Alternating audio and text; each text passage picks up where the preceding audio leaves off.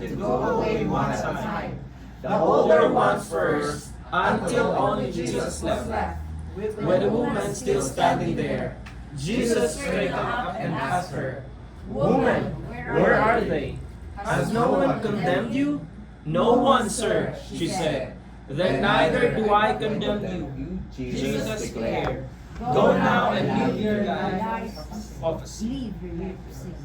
Okay, pwede ba natin palapaan si Lord? So, pwede mo Diyos pagkabasa ng kanyang salita.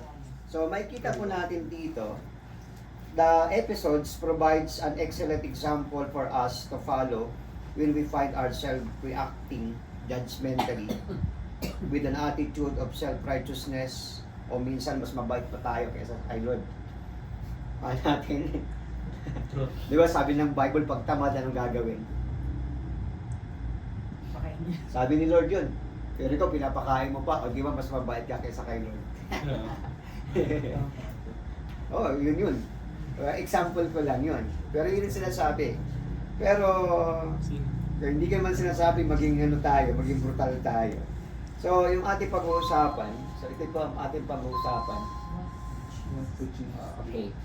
So, okay. Ayan. Anong gagawin ni Jesus? Okay, so dyan muna tayo. So, okay. So, mapapansin po natin dito, paano po tinrato ng Panginoon ang isang makasalanan. Okay? So, hindi ko makita. So, actually, sabihin ko na lang, ang title po ng ating pag-uusapan ay Treat Sinners the way Jesus treats them. How to treat sinners the way Jesus treats them. Paano ba tinrato ni Jesus ang isang makasalanan? Paano ba tayo magkatrato ng isang taong makasalanan? O si Jesus, paano niya ba tinrato ang isang makasalanan? Okay, pansinin po natin yung verse 3 hanggang 7, hanggang 6 po. Okay, kulang palang verse. Okay, sige, paibasa. The teachers of the law, 1, 2, 3, go. The teachers of the law and the Pharisees brought in a woman caught in adultery. They laid their stand before the group and said to Jesus, "Teacher, this woman was caught in the act of adultery. In the law Moses commanded us to stone such women. Now, what do you say?" They were using these questions as her in order to have a basis for accusing him. Okay, so number 1 is provide chance. Paano ba tinrato ng Panginoong Yesus ang isang makasalanan? So dito, mapapansin natin, Jesus provide chance. So ang senaryo po dito sa verse 3, kulang lang to ng verse 7. So, di lang na isali. Mapapansin po natin, okay. Ang senaryo kasi dito, ang Panginoong Yesus nagtuturo siya. Amen ba? So, sa pagtuturo niya, yung mga teachers of the law, na gano'n sila, nag-interrupt sila. At dala-dala nila yung babae na nahuli sa adultery. So, yun yung yun yung scenario dito. So, by the way, isang uri ng kamatayan na magbibigay warning sa takot. So, kaya ginagawa nila dito, mapapansin natin, kapag nahuli ka adultery, kamatayan yung dyan yung magiging kaparusahan. Kung mapapansin po natin yan, yung okay.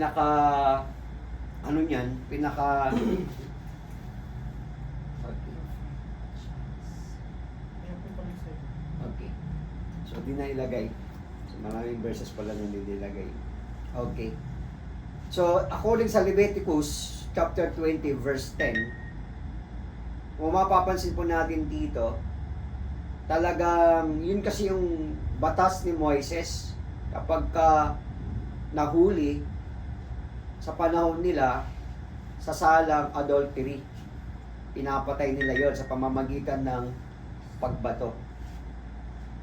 Pero mapapansin din natin, ngunit hindi inaasahan na pagkaroon ng pagkakataon, yung pagmamahal ng Panginoon dumating doon sa babae, yung pagmamahal ni Christ. Kaya mapapansin po natin na love is above the law. Amen. Para sa Panginoong Hesus, mas mayroon nga siyang batas, pero makikita mo sa kanya, mas talagang nangingibabaw sa kanya yung pagmamahal niya. So yun ang kagandahan sa Panginoong Hesus. Pag-ibig na hindi inaasahan, yung pag-ibig, kumbaga pag-ibig na hindi ka iiwan, pag-ibig na hindi ka pababayaan. So yung babae po dito, pumasok siya sa isang pag-ibig na huwad. At lumabas siya, wasak. So no doubt, kamatayan ng kabayaran ng kasalanan. Kung mapapansin po natin yan sa Romans chapter 6 verse 23, the wages of sin is death, but the gift of God is eternal life in Christ Jesus our Lord. Ngunit nang dahil sa Panginoong Hesus, siya ay nabigyan ng pangalawang pagkakataon. Kung sa mata ng tao, kung sa mata ng tao, yung babae dito, wala nang pagkakataon, at sa batas, wala na siyang pagkakataon, pero pagdating sa Panginoong Hesus, nabigyan siya ng pagkakataon. Amen ba? May ganun ba sa sitwasyon natin? Parang nakikita natin, wala na akong pagkakataon na. Pwede natin sabihin, parang wala nang pag-asa, parang wala nang hope. Pero sa mata ng Diyos, meron ka pang pag-asa. Ba sabi sa katabi mo, may pag-asa ka. Hindi dahil nakatira ka sa barangay pag-asa. Amen ba?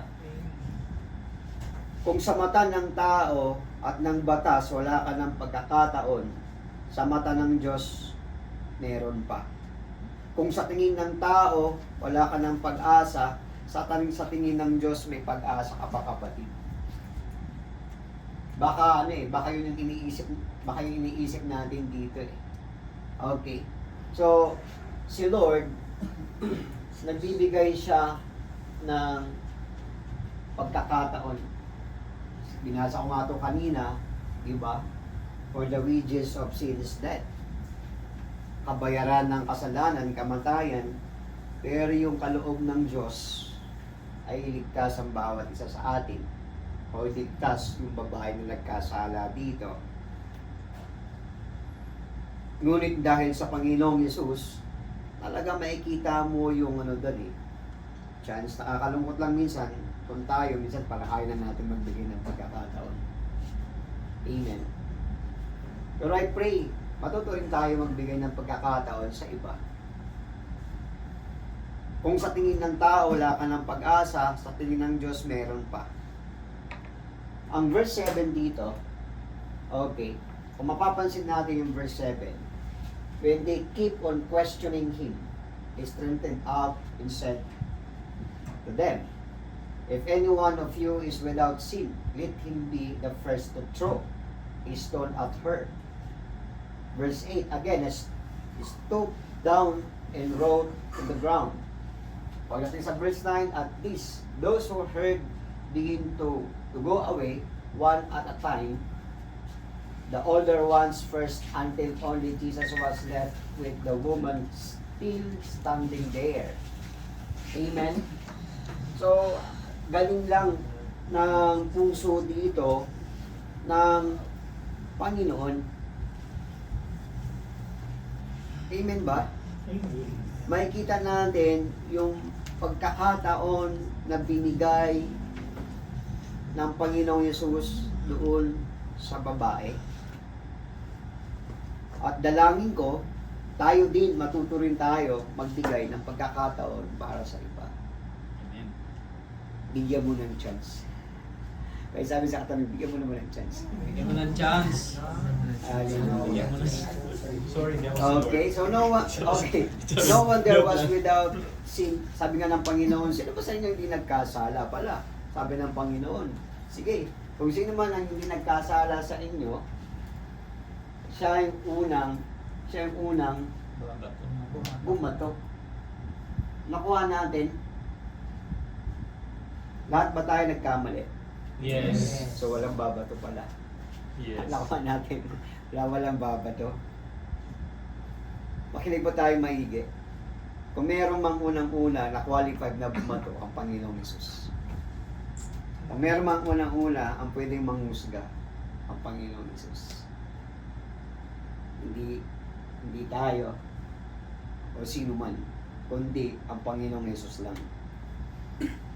Listen, kaya nandito pa rin tayo ngayon dahil may nagbigay sa atin ng chance, tama ba? Nakalaya ka sa isang hindi magandang sitwasyon dahil may nagbigay sa'yo ng chance. Narating mo ang magandang sitwasyon dahil may nagbigay sa'yo ng chance. When God gives you another chance, it's not something to take for granted. Amen ba? Amen ba? Binigyan tayo ng pagkakataon ng Panginoon, hindi yan para makapak tayo ng ibang tao. Manlamang tayo ng ibang tao. Binigyan tayo ng pagkakataon dahil yun talaga ang puso ng Panginoon sa atin. How to treat sinners the way Jesus treat them, nagbigay siya ng pagkakataon. I pray na matutunan din natin magbigay ng pagkakataon sa iba. Kung paano niya tinrato ang isang makasalanan. Amen ba? Binigyan ng pagkakataon eh. Yung taong hindi naman deserve bigyan ng pagkakataon, binigyan ng chance eh. Bigyan kita ng pagkakataon. Doon natin makikita kung gaano kabuti ang puso ng Panginoon. I pray na tayo din kung paano tayo magtrato sa kapwa natin. Magbigay ka din ng pagkakataon. Pangalawa, ito maganda pangalawa. Pangalawa natin. Okay.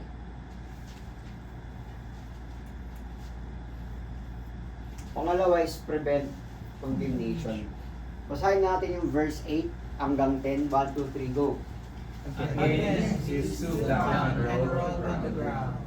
At least those who began to go away one at a time. The older ones first, until Jesus was left, with the woman still standing there. Jesus straightened up and asked her, "Woman, where are you? Has no one condemned you?" "No one, sir," she said. Okay. Okay. So, tingnan natin yung nasa baba, yung kulay dilaw. Makikita natin dyan, ang sabi niyan, "Woman, where are thee? Has no one condemned you?" "No one, sir," she said. Prevent condemnation. Jesus prevent condemnation. So again, Jesus' teaching was interrupted by some teachers of the law. Gaya ng sinabi ko kanina, dala-dala nila yung babaeng nahuli sa adultery. At yung ganyang case nila, sa kapanahunan nila, na may asawa ka, nahuli ka ng ganyang kaso, papatayin ka talaga nila. Was caught in adultery. According sa law nila, makikita natin yan sa Deuteronomy chapter 19 verse 15. Amen ba? Yan po ay crime sa panahon nila. Pag-commit po yan ng crime sa kanila. Kaya lang, sa kabilang banda, ano ba yung purpose ng teachers of the law? Ano ba yung purpose nila dito? Actually, ang purpose nila dito, ang Panginoong Hesus, i-discredit nila. Kaya nga hindi lahat na nagtatanong, kaya sila nagtatanong hindi dahil hindi nila alam, minsan nagtatanong kasi gusto lang mamahiya eh. Si Louie. Nakakuha natin, gusto lang mamahiya, gusto lang may ma-i-accuse, may paratang. O yun yung senaryo dito. Kaya sila nagtatanong o tinanong nila ang Panginoong Hesus. The purpose of bringing this woman before Jesus was to discredit him as a teacher. Sa verse 6, kung mapapansin natin, yung verse 6. Okay.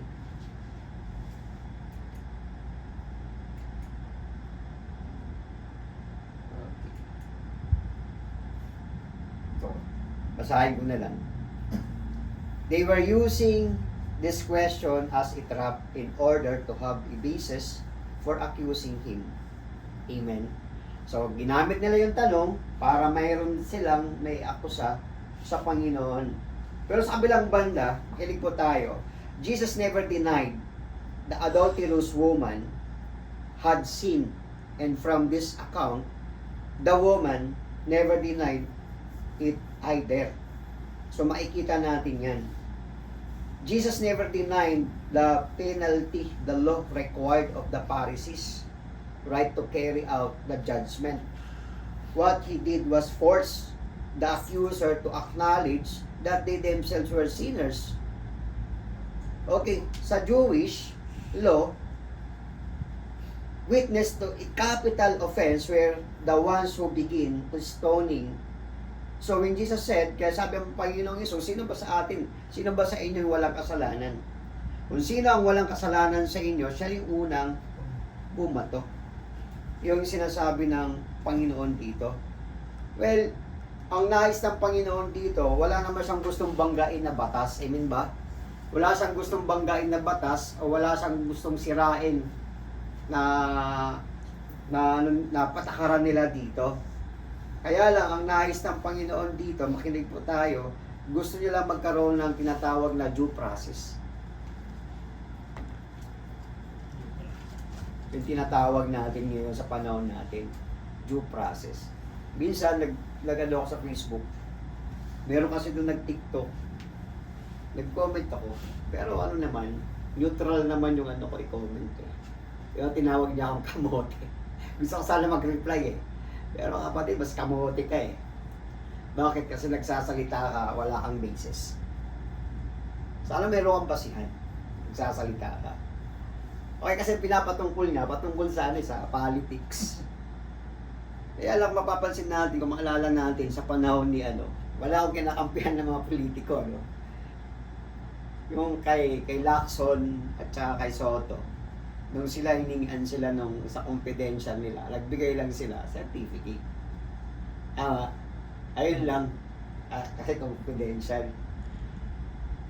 So ngayon, itong nagtitiktok, sinasabi niya kung saan nilustay. Sabi ko, bago ka salang salita, dapat napatunayan mo nga muna kung talagang nilustay talaga yung pera. Nasa process ng kaso nga eh. Wala, yung hukom, wala pang judge doon, ikaw may judge ka na. Di ba? Nakuha natin. Tapos, sabi ko rin doon, unfair nga eh. Dapat kasi nag-imbestiga kayo ng ganyan. Dapat, kung talagang concern tayo sa bansa, sa mga ganyan, dapat sa lahat ng may hawak ng confidential, imbestigahan din. Bakit nakatutok lang tayo sa isa? Kung may agenda tayo, iba, kuha natin. Yes. O kung gusto talaga natin, yung law, ipatupad talaga yung batas. Talaga bang gusto natin ipatupad ang batas? O gusto natin tayo maging bida, tapos meron tayong ibaba? Senaryo, yun yung senaryo dito. Okay? Gusto nilang ano eh, gusto nilang i-discredit ang Panginoon. Actually, kung papansinin natin, kaya gusto nilang mangyari yun kasi lagi silang tawag dito sa salitang kanto, lagi silang nasasapawan. Lagi. Yeah, okay. Yun ang feeling nila rito yan. Yun, salitang kanto, nasasapawan sila lagi. Every time na si Jesus nagtuturo dito. Kaya ginamit nila yun, pang trap, yung question na yun, para baka sakali magkamali si Jesus sa ano niya, sa sasabihin niya. Pero ang Panginoong Hesus, kung ang heart ng Panginoong Hesus, kung gusto natin ipatupad natin yung batas, lagyan natin ng due process.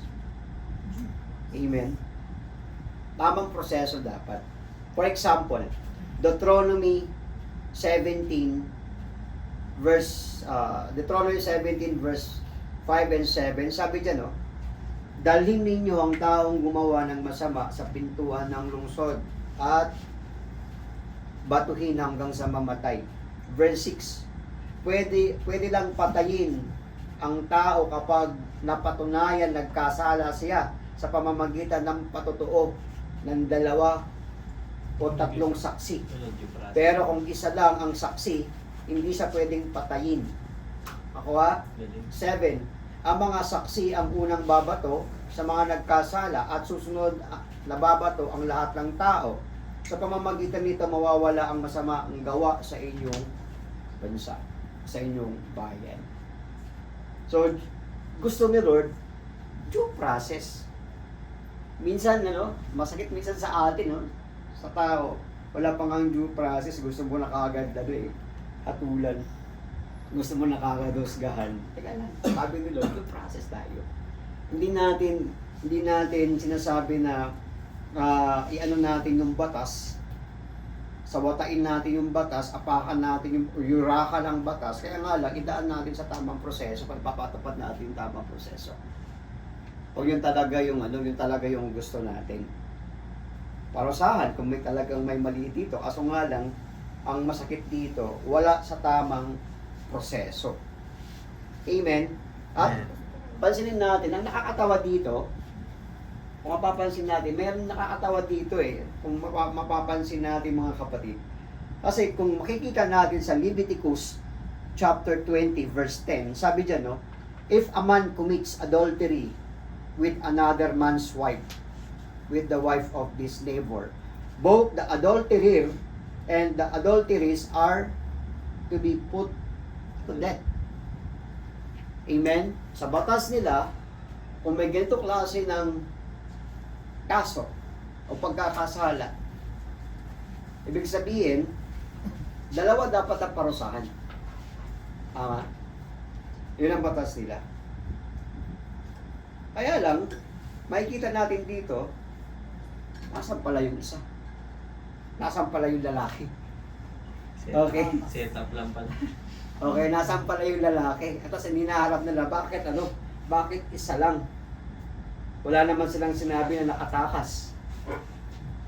Amen? Amen. Ang gusto ni Jesus dito ay maipatupad ng maayos yung sinasabing batas. At ayaw niyang maparusahan ng babae na makasalanan sa maling kaparaanan. Nakuha po natin. Kasi nga, if Jesus recommended that the woman be released, he could be accused of breaking the law of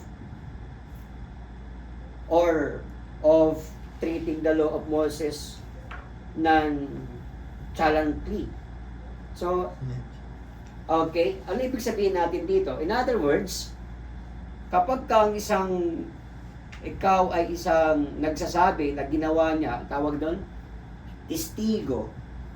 Yung testigo dito, ang unang-una dapat na babato. Amen? Testigo ka, ang galing kapag testigo, ikaw unang babato. Sunod yung mga taong bayan. Okay? So sa kabilang banda, shortcut ko ito ng konti. Kasi nga, kung sinasabi dito na, mas iksiin ko dito. Pag sinabi dito na, huwag niyong patayin. Ano yung pwede nilang sabihin? Meron kang binibreak na may binibreak ka na law. Amen ba? O pag sinabi naman dito na buhayin natin, pag sinabing buhayin, may binibreak kang law. Pag sinabing patayin, di ka marunong maawa. Sa kabilang banda, ang Panginoong Jesus dito, parang walang mapaglagyan Tama ba? Parang walang mapaglagyan. Corner. Okay. Aligid na nila. Okay. Kasi nga, hindi talaga yung batas, yung gusto nila, ipatupad dito. Kundi ang Panginoong Jesus ay mapahiya. Amen ba? Maparatangan ng mali. Pero sa kabilang banda, Jesus prevents condemnation. Yun yung puso dito ng Panginoon. Actually, lahat sila dito, yun yung heart ng Panginoong Hesus. Kaya nga, yun yung sinasabi ko, pambihira tong taong ito. Sabi ko doon siguro binuran niya kasi nag-comment na ako, nagsalita na ako doon Pero sana man lang, bago tayo nagsalita, meron tayong basihan. May pinanggagalingan tayong basis bago tayo magsalita. Ang problema dito, sabi ko nga doon sa comment ko, nagsalita ka, pambihira, meron ka na kagad conclusion. may judgment na kagad. Pero sa kabilang banda, husgahan man tayo na kung sino-sino. Pero ang Panginoon, ang puso ng Panginoon, hindi kanya uhusgahan sa mga bagay na ginawa mo. Ganun yung puso ng Panginoon eh.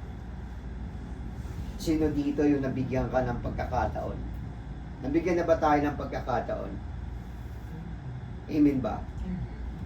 So dalangin ko magbigay din tayo ng pagkakataon para sa iba. Ang nais ng Panginoon dito, ang galing na ng pagkakasabi dito, sisaya sa atin silang mabuti ng mga hukom at kapag napatunayan ang kasinungalingan, okay? Kapag napatunayan ang kasinungalingan, ang bintang, okay, ang parusang ihangad niya sa kanyang pinagbintangan ay sa kanya igagawad. Aalisin ninyo ang ganyang kasamaan sa inyong bayan. So, ito pang mas mas nakakatawa dito. Hindi pala sila reliable na source na na witness. Amen. Kung mapapansin natin dito, i-short natin to ng konti. Di ba umalis sila? Tama ba? Kasi nga, kapag naimbestigahan yun, lalabas na yung mga pag-aakusa nila, hindi pala yun reliable. So, ibig sabihin, sa batas din nila, kapag ikaw nag-witness ka, hindi ka reliable, hindi mo napatunayan, yung gusto mong iparusa doon sa tao, sa'yo ngayon, gagawin. Kaya mapapansin mo, isa-isa lang nawala. Isa-isa lang naglaho. Kasi kung talagang totoo yung bintang mo, bakit ka alis sa kabilang banda? Amen ba? Amen. Kaya umalis sila eh. Kaya sabi ng Panginoon, sino ba sa inyong sino ba ang sa inyong walang kasalanan, siya nang unang bumato? They realize, ang bihira, yung pag-aakusa natin dun sa tao, parang, para mabubunyag na. Alis na tayo, baka tayo pamapatay dito. Amen. Awan natin. Kasi isa lang hindi na lang Yun nga eh. Ibig sabihin, ang tawag doon, madidismiss yung kaso. Awan natin. At mababaliktad ngayon ang kaso, sila ngayon ang pwedeng, mapapatay. At mapapatay, mapaprosahan. Amen ba? Okay. Sa kabilang punto, mga kapatid.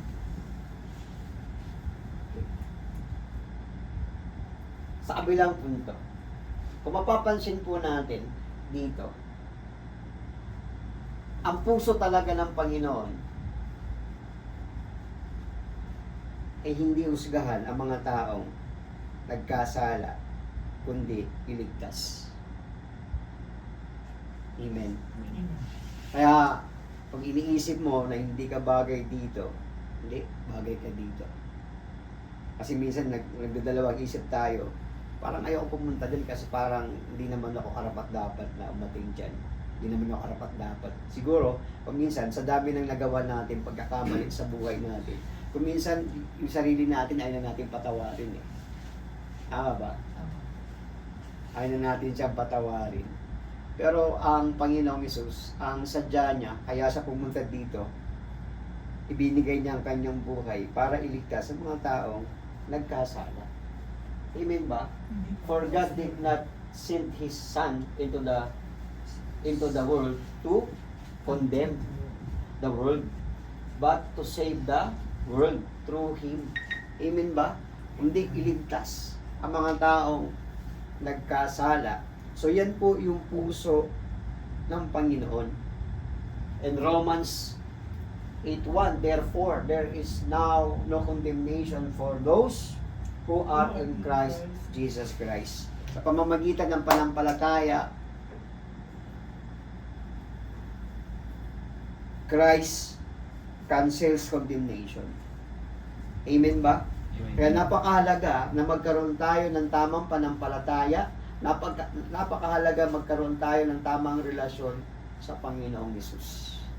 Hindi religion, but relationship with the Lord Jesus Christ. Pwede ba natin palakpakan si Lord? Kaya sabi sa katabi mo, hindi ka pala inuhusgahan ni Lord. Hindi ka pala yun. Sir Glenn, sabihan mo naman si Adrian, walang kasama. By the way, meron kasi. So ako dito, sa every Monday sa gym, nagla-live group din ako. So alam niyo po, nakakatawa po minsan kasi siyempre mga ano yun eh, mga nilalive groupan natin, mga fighters sila, mga coach din sila, katulad ko, mga fighters naman kami. Hanggang ngayon lumalaban pa rin. Meron doon minsan ano eh, sabing gano'n, ayoko na lang pastor mag-attend. Bakit? Kasi yung mga kasama ko naman, kikita ko pagtapos namin pagtapos namin mag-live group, iba yun, nasasabungan naman. Okay. Tapos naglalasing naman. Kaya parang ayaw niya umatin. Ganyan. Pero, sabi ko sa kanya, ganito na lang, ipagpalagay natin na totoo yung sinasabi mo. Amen. Kaya lang, kung yun ang gagawin mo at yun ang magiging basis mo kaya hindi ka lalapit sa Diyos at aatin, ikaw lugi. Kasi, itong mga ginajudge mong tao, malaki yung pagkakataon na sila babago. Bakit? Kasi meron silang naririnig na Word of God. Amen ba? Ikaw, 0% ka. Kasi wala kang naririnig na Word of God eh. Ang Word of God, very powerful. Yan po yung nagbabago ng buhay ng tao. Kung bakit ako ngayon nakatayo dito at nag-share ng gospel, yung salita ng Diyos, yun ang nagbago ng buhay ko. Hindi ako nabago sa sarili ko. Pero nabago ako sa salita ng Diyos. I remember, meron akong disciple na umattend yun ng, kasi nasabi na gumawa ka muna ng kabalbalan bago ka mag-church. Hindi na sinasabi ko. Kaso nga lang, yung senaryo na yun, umattend siya, bangag siya. Bangag siya. Siyempre, kapag wala ka namang alam sa mga ganyan, hindi ka naman papansinin ng tao. Okay? So, umattend siya, bangag siya, laki ng mata eh. Di dumidilat eh. Tapos, sumasabay din, nag-worship. Alam niyo, kumilos ang Diyos, kumilos ang banal na Espiritu. Dahil ang tindi ng presence ng Panginoon, bigla siyang nawala ng malay. Ang tawag nila doon, slain, yung iba. Pero, sabi na natin, natumba siya because of yung presence ng Panginoon. At that moment, yun ang naging turning point niya para mabago siya. Mula nun, doon siya nabago. Maluhin mo, bangag. Tapos kumilos yung presence full, kumilos ang presence ni Lord. Nabago yung tao. Naging disciple ko yun. Naging supporter ko yun sa Laguna eh. Nung nagpa-plant ako ng simbahan sa Laguna, nabago siya. Paano natin? Ang problema, ikaw na hindi ka lumalapit sa Panginoon, hindi ka nakikinig dahil sa nakikita mong pintas sa kapwa mo tao, ikaw ang lugi kasi hindi ka mababago. Amen? Napaka-powerful ng salita ng Panginoon kapag ito'y naririnig mo. Lalo na kung pinanghahawakan mo at nananampalataya ka sa salita ng Panginoon, very powerful. Ang Panginoon, makikita mo dito, hindi niya nais na hatulan. Okay? Kaya ang mundo. Pero ang nais niya ay iligtas tayo. Yung binabanggit yan yung taong makasalanan. Yung ang nais ng Panginoon. Amen? And Romans 8:1, makikita natin dyan, sa pamamagitan, kapag meron ka ng panampalataya sa Panginoon, kapag nasa side ka ng Panginoon, kapatid, Christ cancels condemnation. Ibig sabihin nito, yung kapahamakan ay maaalis sa'yo at ililigtas ka ng Panginoon. Amen ba? Amen ba? Okay. Mahaba kasi yung manuscript ko, kaya medyo iniksan ko na lang ng konti. Okay, so, last na lang tayo. Paano tinrato ng Panginoong Hesus ang makasalanan? Una, nagbigay siya ng chance. Pangalawa, hindi niya hinusgahan ng tao. Amen ba? Prevent condemnation. Ito yung pangatlo. Yan natin. Okay, paibasa pa. 1, 2, 3, go. Jesus straightened up and asked her, Woman, "Where are they? Has no one condemned you?" No one, sir, she said. and neither do I condemn you. Jesus declared, Go now and live your life of sin. Okay. Prescribe change. Okay. Kung minsan gusto natin yun eh. Anong gusto natin minsan, mga kapatid? Gusto natin yung ano, yung sinasabi, bigyan tayo ng pagkakataon. Pangalawa, gusto natin nang bigyan tayo ng huwag tayong musgahan. Tama ba? Pero it doesn't mean na binigyan ka ng pagkakataon ng Diyos at hindi ka niya inusgahan, magpapatuloy tayo sa mga bagay na mali. Kinakailangan din natin magbago. Katulad ng sinasabi dito. Okay? Maybe mamaya sasabihin ko na lang sa conclusion yun. Okay. So dito, makikita natin, no one, sir, she said, then neither I do condemn you.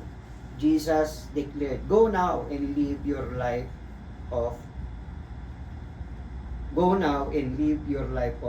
sin. Ibig sabihin dito, kung mapapansin natin, in verse 11, hindi na kita kakatulan, pero magbago ka rin. Amen. Jesus prescribes change. Ganon din po tayo, mga kapatid. Hindi ibig sabihin na tayo tinatawad ng Diyos, tayo hindi inusgahan ng Diyos, tayo binigyan ng pagkakataon ng Diyos, magpapatuloy tayo sa mga bagay na mali sa mata ng Panginoon.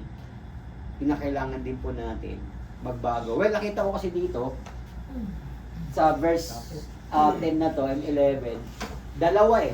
Nakuha natin. Yung sinabi ng Panginoon, magbago ka. Okay?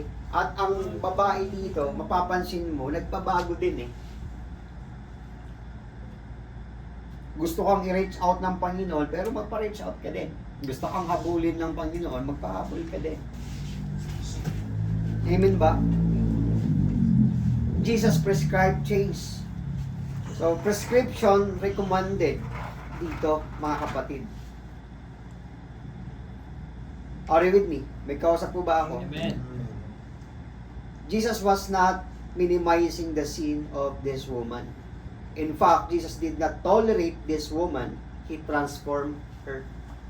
Binago niya. Hindi niya tinolerate ang babaeng nahuli at dinala ng mga teachers of the law na makasalanan.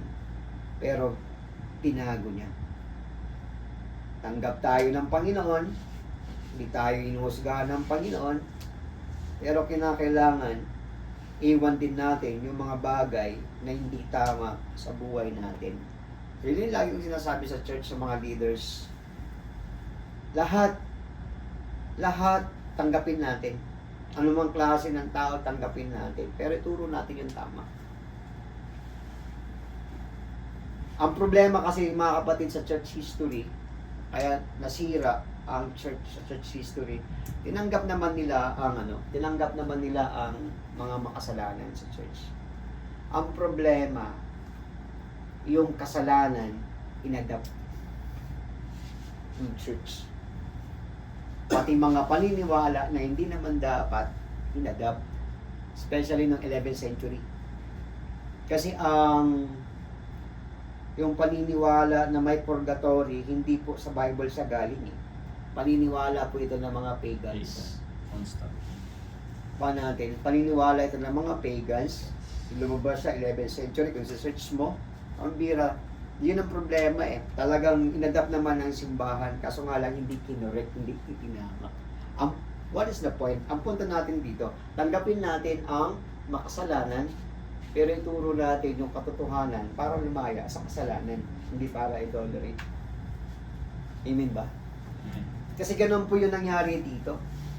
Jesus strengthened up and asked her, Woman, where are thee? Has no one condemned you? Verse 11, No one, sir, she said. Then neither do I condemn you. Jesus declared, Go now and live your life of sin. Amen? Binago siya ng Panginoon. Maraming tao nabigyan ng second chance. Pero nakakalungkot, di po sila nagbago. Di nagtino. Di inayos ang buhay. Sayang. Anong punto po natin mga kapatid? A chance demand a change. Ang pagkakataon na hindi sinundan ng pagbabago ay, sorry to say, kangalan po siya. Ang isang pagkakataon, binigyan tayo ng pagkakataon eh. Pero I pray, sundan natin siya ng pagbabago. Kasi andyan na yung pagkakataon eh. Binigyan ka ng trabaho. Kaya may trabaho mo dyan. Binigyan ka na umayos yung buhay mo. Grab natin yung opportunity na mas umayos pa yung buhay natin. Amin ba? Kasi sayang eh. Are you with me? Sa buhay ko po, nung ako nabigyan ng pagkakataon, hindi ko na rin sinayang. Ginrab ko yung oportunidad. Hindi, kinakailangan bago eh. Amen ba? Okay, sabihin natin, ito kasi pastor eh, magja-justify tayo na, pastor ganito, masakit kasi ang magbago eh. Tama ba? Masakit kasi yung mag-grow eh. Pero gusto ko lang sabihin, mas masakit kapag di ka nag-grow, hindi ka nagbago. Mas masakit yun. Kasi magiging miserable po buhay natin eh. Amen ba? Mas mahirap yun, mga kapatid. Ang punto lang natin dito, sundan natin ng pagbabago ang pagkakataon na ibinigay sa atin. Amen po ba?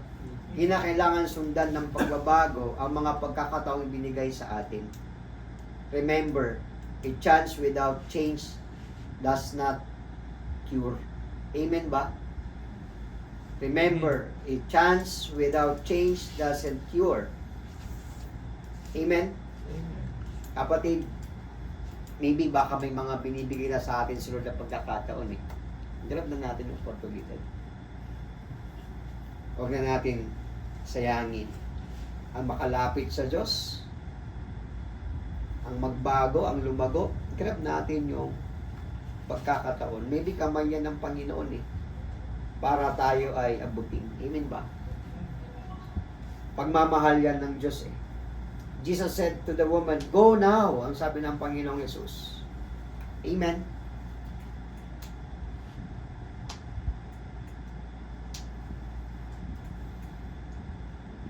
Malilit yung ano ko.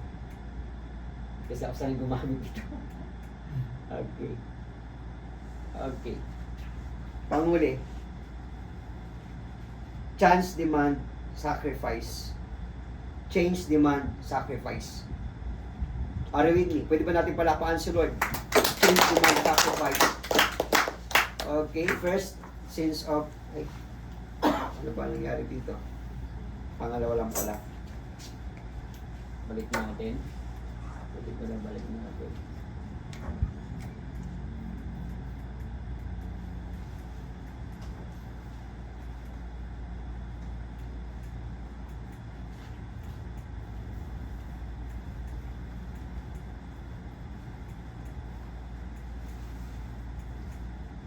Kanala kapatid, sundan mo na lang ako.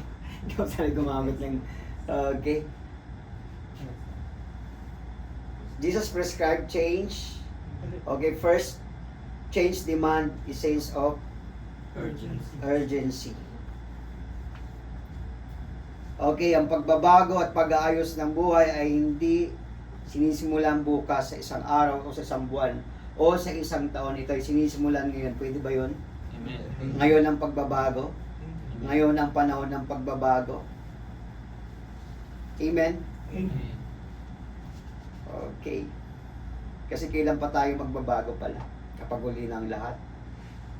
Ang hirap, di ba? Kapag magbago tayo, huli na ang lahat.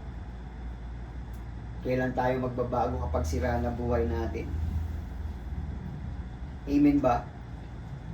Kailan ka magbabago kapag malala na yung karamdaman natin? Kapag lubog ka na sa kasalanan? Kapag wasak na ang pamilya mo? Kapag wala ka na? Kaya nga sabi ng Panginoon dito sa babae, go now. Jesus continue, live your life of sin. Huwag ka na mamuhay ulit sa kasalanan. Huwag tayong andi sa kasalanan. Pwede tayong nagkamali, pero huwag tayong mamuhay sa kasalanan. Well, wala naman hindi sumasablay, tama ba? Wala naman hindi sumasablay. Ang mahirap dito kapag namuhay tayo sa kasalanan. Katulad ng kay Lot. Si Lot kasi hindi naman siya masamang tao. Amen ba? Hindi siya masamang tao eh. Kaya lang pinili niya mamuhay sa lugar na alam niya makasalanan. Nakala niya okay pa rin siya, pero na-adapt niya na yung kultura ng tao dun eh. Kaya nga yung pagbibigay niya ng anak sa mga taga roon, na huwag niyo lang galawin bisita ko. Very controversial yun eh. Ano ba yung compromising na eh. Hindi na sa pananampalataya dahil sa takot na. Amen? I pray na hindi ka gagawa ng isang bagay o magdedesisyon ng isang bagay dahil natakot ka, hindi sa pananampalataya. Amen ba? Kaya sabi doon ng mga Bible scholar, maybe na-adapt niya yung kultura ng kultura ng makasalanang lugar eh. Kasi pwede natin yun, ikaw sa bakot. Pwede kasi natin sabihin na hindi kaya ko. Kahit ganitong klase ng mga tao, ang mga kasama ko, kaya ko. Pero kapatid, pwede mong sabihin yan eh. Kaya nga lang, hindi mo namamalayan, na-adapt mo na yung culture. Hindi mo namamalayan, nagko-compromise na tayo sa mga bagay na hindi tama. Hindi ka naman masama. Pero hindi mo alam, nilalamong ka na. Are you with me? Ganon din kapatid, yung sinasabi natin dito. Yung change, nagdidemand siya ng sense of urgency. Pagbabago. Huwag nating hayaan na sabihin, hindi kaya ko naman. Hindi kapatid, huwag ka maipaglaro kay huwag ka maipaglaro kay Satanas. Kung bakit? Kasi si Satanas dirty player siya. Padadamahin ka lang. Pero ilalaglag ka niyan sa ere. And second, change demand sacrifice. Sa pagbabago, meron tayong iiwan. Amen ba? Meron tayong iwan sa pagbabago. Sabi ko nga, nung sinare ko to kahapon, Tuesday, sabi ko nga, sabi ko dun sa lugar, dito sa kwarto na to, kung meron man makasalanan na tao, sabi ko, isa ako dun. Amen. Amen ba? Amen. Pero bakit tayo nabago?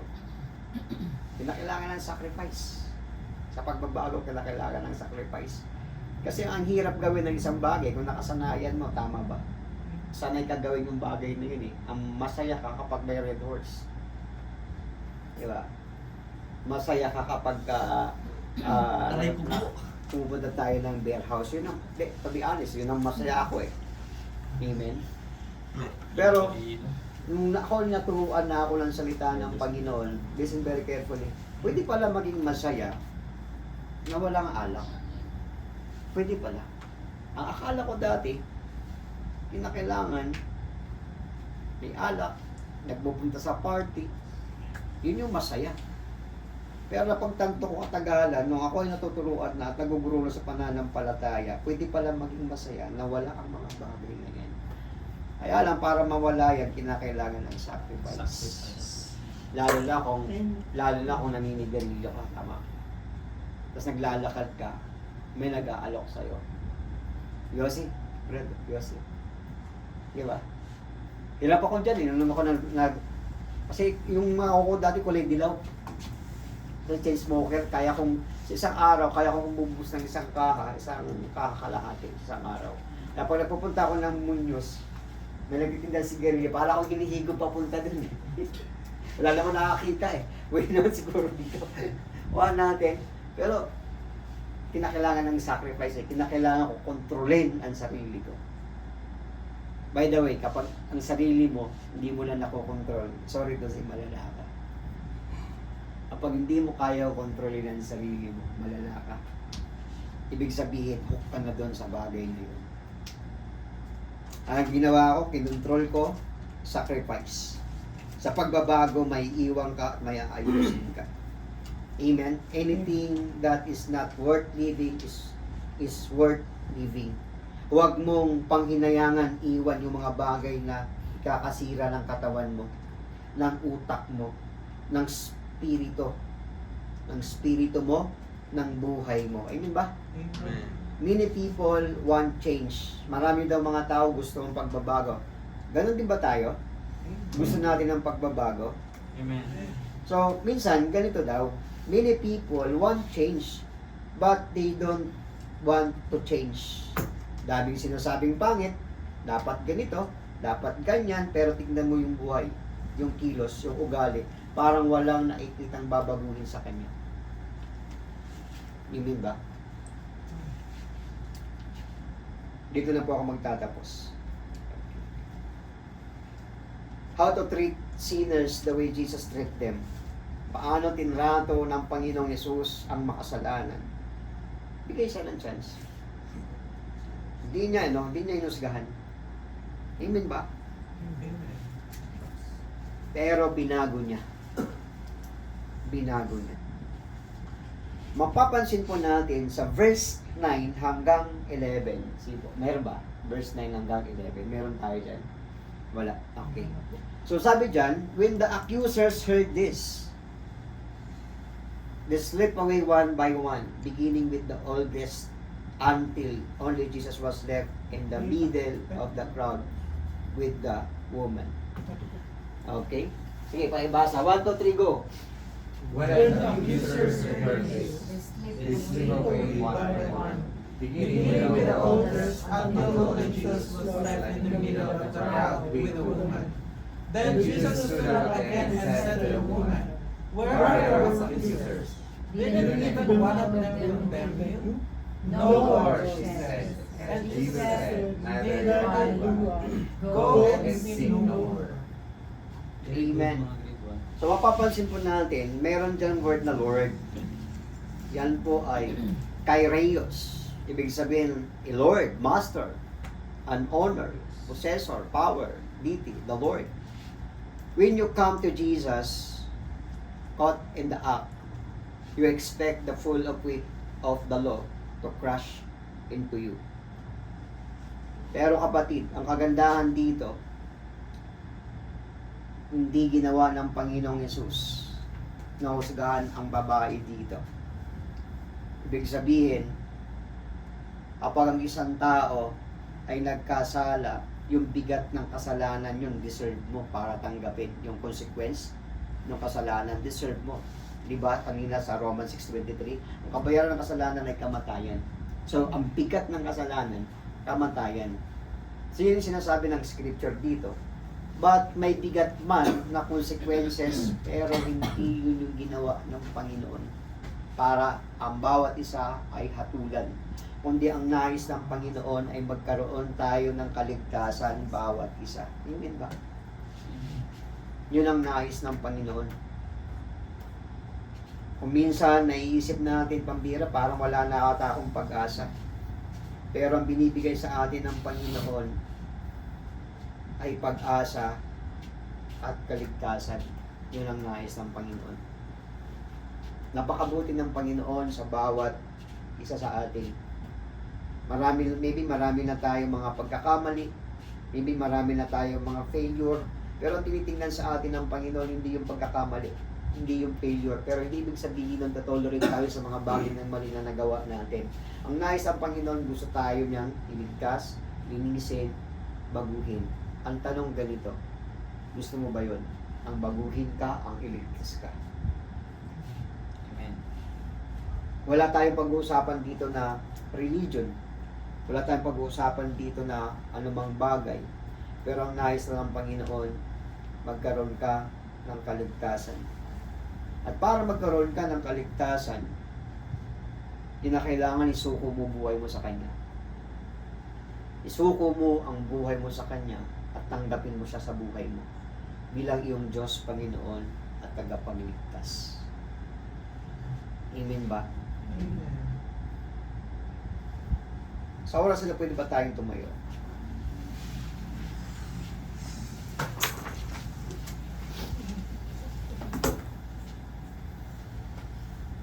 Pwede ba tayong manalangin sandali?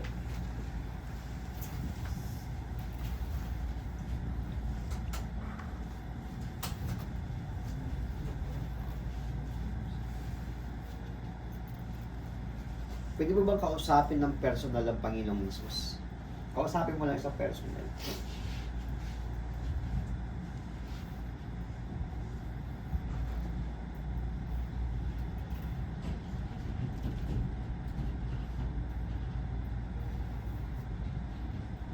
Kapatid, sa oras nito, nais ng Panginoon, iligtas ka.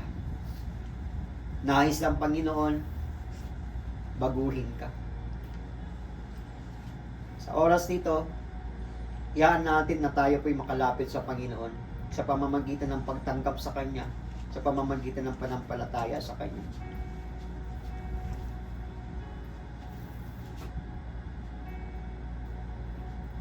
Ang sino man dito nagnanais, ang sino man dito nagnanais ng kaligtasan, ang sino man dito nagnanais maging anak ng Diyos, baguhin, pagpalain, tanggapin mo si Jesus, manampalataya ka. Mananalangin po ako, ang tawag po dito ay prayer of acceptance. Ako po yung mangunguna sa panalangin. Ba't sundan mo ang panalangin na ito at ariin mong iyo ang panalangin na ito?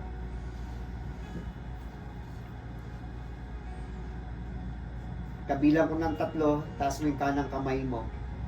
Ito po, ang tawag po dito ay prophetic gesture. Ibig sabihin, payag ka na tanggapin mo si Jesus.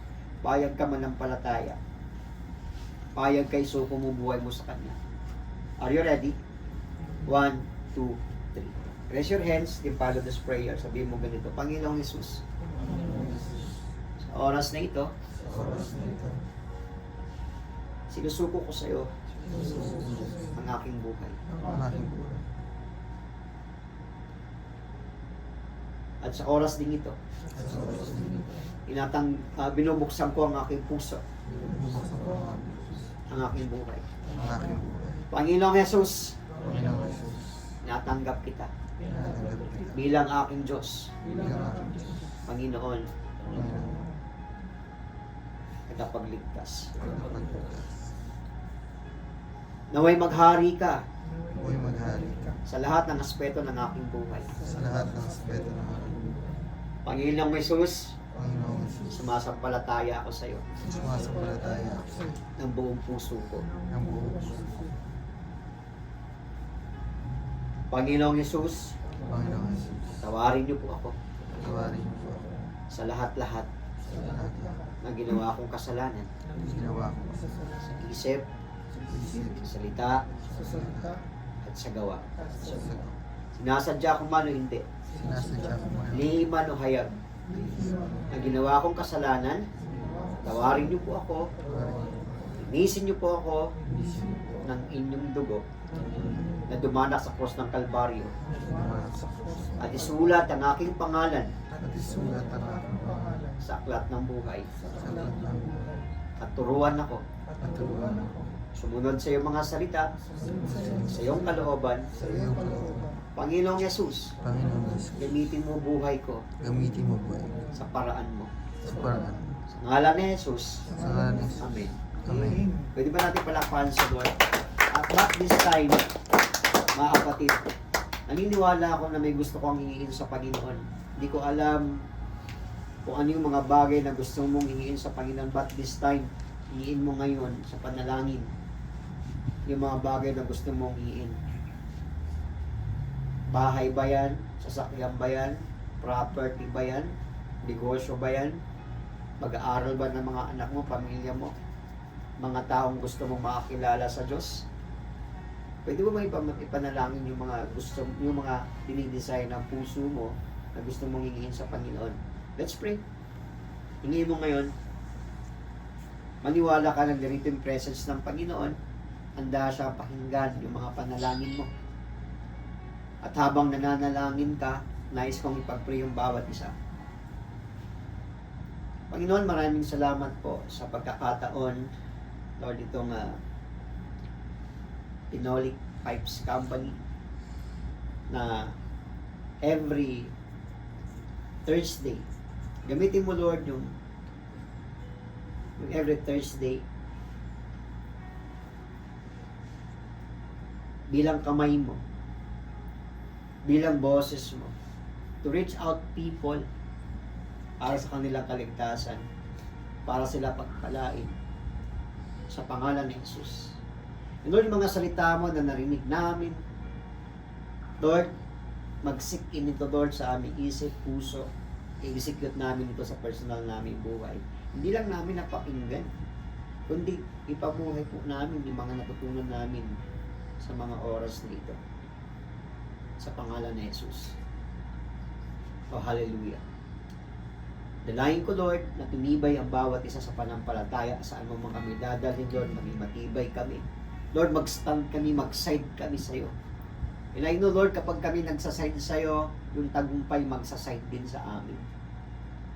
And I pray, Lord, sa company ito, na maging pundasyon po nito ay ikaw, o Panginoong Jesus. Lord, I pray, pagpalain mo, Panginoon, ang lugar na to, ang company na to, pagpalain mo. I pray na ma-enlarge pa, Lord, ang teritoryo nito sa pangalan ni Jesus. Dahil nagiging source siya para may mga tao makaunawa ng salita mo. Nagiging source siya para maligtas ang tao. O bibihirang company na mayroong ganitong klase ng pundasyon. Kaya Lord, I pray na pagpalain mo po ang kumpanyang ito. Higit sa inaasahan ng bawat isa, ito'y lalago in the name of Jesus, by the blood of Jesus. Sa anumang uri ng kapahamakan, sakit, karamdaman, proteksyonan niyo po yung bawat isa. And pagpalain mo, Lord, yung mga nagtatrabaho dito. Mga nagtatrabaho dito, Lord, ikaw po ang maging sentro ng kanilang buhay sa pangalan ni Jesus. Ikaw po, Lord, ang maging tibay ng kanilang buhay. Hindi may mga pinagdadaanan, pero Lord, mag-stand, Lord, sa side mo. In the name of Jesus. In the name of Jesus. Oh, hallelujah. I pray sa bawat isa na nandito, Lord, elevate mo ang kanilang buhay into prosperity. Financially breakthrough in the name of Jesus. Lord, dalayin ko din yung kanilang mga kamay, pagpalain mo. At pagpalain mo, Lord, ang kanilang mga kamay. Hahawak ko ito, Lord, ng pagpapala ng yaman mo, Panginoon, sa pangalan ni Jesus. I-bless mo, Lord, yung mga kamay na to. Financially, materially, in the name of Jesus. Higit sa lahat, pagpapalain mo rin ako ng spiritual na buhay. Sa ngalan ni Jesus, sa ngalan ni Jesus, dalangin ko, Lord, na maging matalino ang bawat isa sa bawat desisyon na kanyang gagawin sa personal niyang buhay. In the name of Jesus, I pray for your wisdom, knowledge, Panginoon. Hallelujah. Hallelujah. Magkaroon kami, Lord, ng joy of salvation. Galak, saya na naglilingkod po sa inyo, Panginoon. Lord, minsan pa, maraming salamat po sa pangalan ni Jesus. Lahat pa magsabi ng Amen. Amen. Palakpakan natin sa Lord. Hallelujah. Amen. Sige. Kamusta po? Meron po tayong tanong? So, iniksyan ko lang. Mahaba pa tayo? Hindi naman. Oo. Isang oras. Okay. 1 minute apart. Okay. So, meron po tanong? Question. Pastor, ano po yung ano? May idea po kayo ano yung sinulat niya sa draft? Actually, ang description ng mga Bible scholars doon, nagpapakita lang rin ng ano, parang wala siyang interest sa mga question ng mga